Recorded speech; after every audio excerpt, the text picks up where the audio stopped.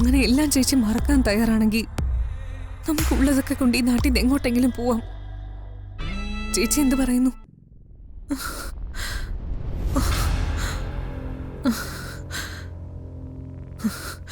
ഈ നാട് വിട്ട് അവന്തിക എങ്ങോട്ടെങ്കിലും പോണെങ്കിൽ അത് മരിച്ചു കിടക്കുന്ന സേതുമാധവന്റെ നെഞ്ചി ചവിട്ടിയായിരിക്കും. എനിക്ക് ഇങ്ങനൊരു അനുഭവം ഉണ്ടാവുന്നു ഞാൻ ഒരിക്കലും കരുതിയില്ല. അല്ലായിരുന്നെങ്കിൽ ഹെവി ഡോസ് കുത്തിവെച്ച് പരലോകത്തേക്ക് അയച്ചേനെ ഞാൻ അയാളെ. ഇപ്പോ എനിക്കുണ്ടായ ദുരന്തത്തെ അവന്തിക മറക്കുക എന്നേക്കുമായി. ഈ പെയിനില് ഇനി ഞാൻ കരയില്ല. അങ്ങനെ അതോർത്ത് കരഞ്ഞ എന്റെ വാശിയും ലക്ഷ്യവും ഒക്കെ മറക്കും. എന്റെ ധൈര്യം ചോർന്നു പോവുകയും ചെയ്യും.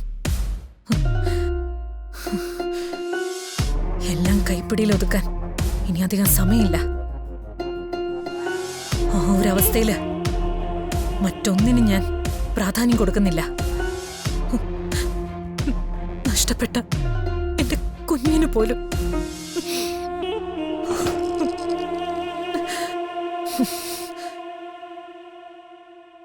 എഴുതി വേണ്ട.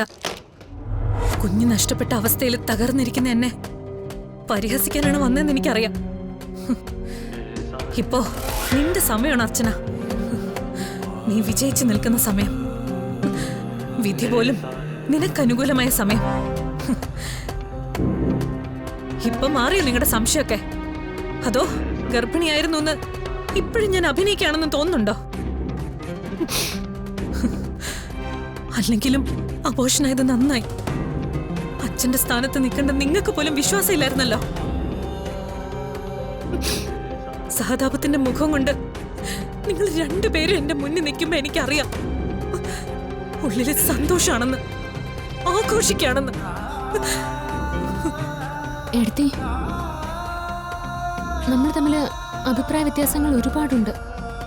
പലപ്പോഴും നമ്മൾ സംസാരിച്ചു തീരുന്നത് വഴക്കിലും വെല്ലുവിളികളിലും ആയിരുന്നു. പക്ഷെ ഒരിക്കൽ പോലും കുഞ്ഞിനെ നഷ്ടപ്പെടണമെന്ന് ഞാൻ ചിന്തിച്ചിട്ട് പോലുമില്ല. സത്യമായിട്ടും. നിർത്തടി. ദേ, ഇനി എന്റെ മുമ്പിൽ നിന്ന് കണ്ണീർ നാടകം കളിച്ചാ അടിച്ച് നിന്റെ കരണം ഞാൻ പൊളിക്കും. പിടിവിട്ട അവസ്ഥയിലാ ഞാൻ. നീ എന്താ പറഞ്ഞ? എന്റെ കുഞ്ഞിനെ നഷ്ടപ്പെടണമെന്ന് നീ ഒരിക്കലും ആഗ്രഹിച്ചിട്ടില്ലെന്നോ? എന്നിട്ടാണോ അനിയത്തി ആതിരെ കൊണ്ട് സ്റ്റെപ്പിൽ നിന്ന് എന്നെ തള്ളി താഴെ ഇടിപ്പിച്ചത്?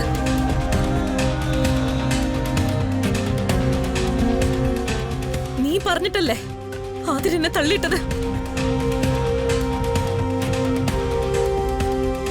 എനിക്കറിയാം അതങ്ങനെ തന്നെയാണെന്ന്. എന്നിട്ട് ഞാൻ മിണ്ടാതെ നിൽക്കുന്നതേ അതെന്റെ ഈ നിൽക്കുന്ന ഭർത്താവിന്റെ വിധിയാണെന്ന് ഓർത്തിട്ടാ.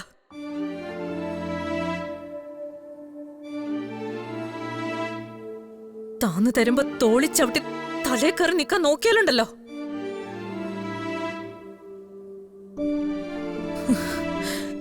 നിന്റെ ഈ മനസ്സിലിരിപ്പ് കൊണ്ടാടി നിനക്കിതൊരു കുഞ്ഞില്ലാത്തത്.